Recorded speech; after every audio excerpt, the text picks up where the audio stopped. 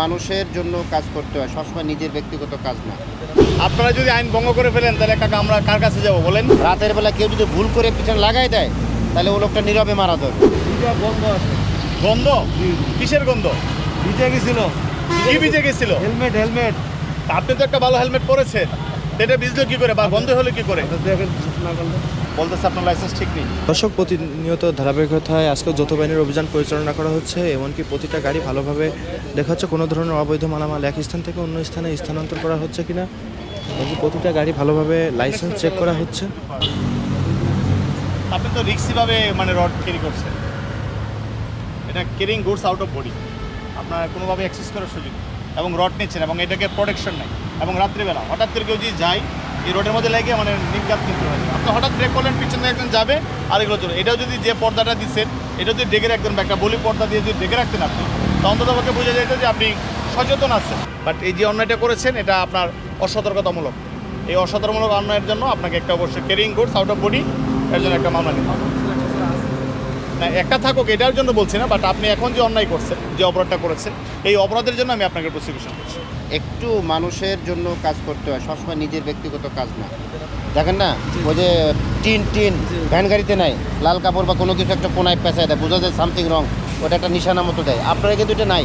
রাতের বেলা কেউ যদি ভুল করে পিছনে লাগাই দেয় তাহলে ও লোকটা নীরবে মারা যাবে।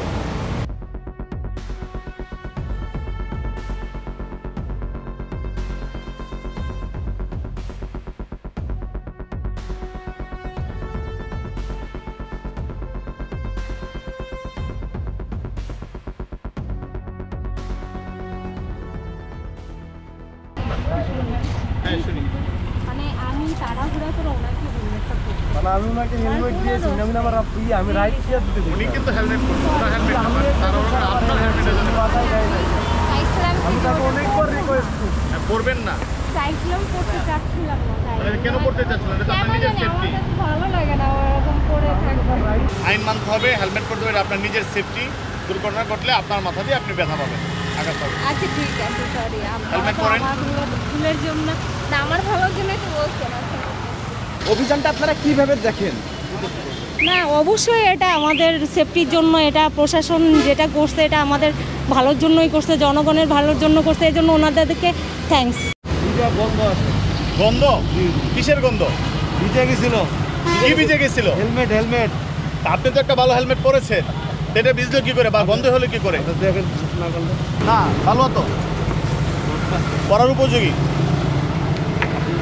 এটা পরা আমি তো ধরে দেখলাম ঠিক আছে, যা আছে এটা পরার উপযোগী বা অনুপযোগী না। আপনারা যদি আইন ভঙ্গ করে ফেলেন তাহলে কাকা আমরা কার কাছে যাব বলেন? আপনারা সিনিয়র মানুষ এবং আলেম সমাজের মানুষ, সমাজের সম্মানিত ব্যক্তি, আপনারা একটু আইন মানবেন। অভিযানটা আপনারা কিভাবে ভালো, এটা ভালো, ভালো, এটা আমাদের জন্য শিক্ষা, এটা হওয়া উচিত।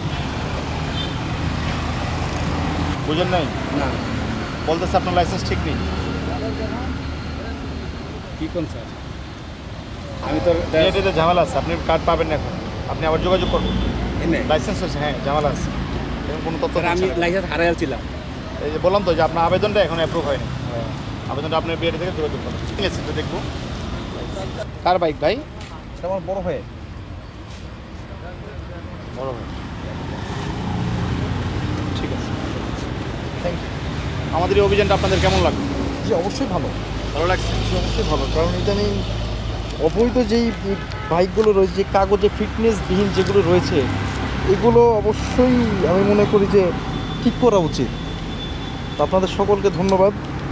আচ্ছা, আমাদের ট্রাফিক ডিভিশনের সাথে র্যাব ফোর্সেস আমাদের সাথে কাজ করছে, আপনারা এই দুটার কম্বিনেশনটাকে কেমন দেখছেন? জি অবশ্যই ভালো, খুবই ভালো, কারণ ওনারাও কাজ করতেছে, মাঝে মাঝে দেখি আমাদের সেনাবাহিনীরাও আমাদের সাথে কাজ করতেছে। আপনাদের সাথে খুবই ভালো উদ্যোগ, এটা অব্যাহত থাক। কারণ ইদানিং দেখা যাচ্ছে কি চুরি ছিনতাই, এই ভয়টা দেখা যায় আমাদের এখন, আপনারা থাকলে আমরাও স্বস্তিতে চলাফেরা করতে পারি। জি থ্যাংক ইউ।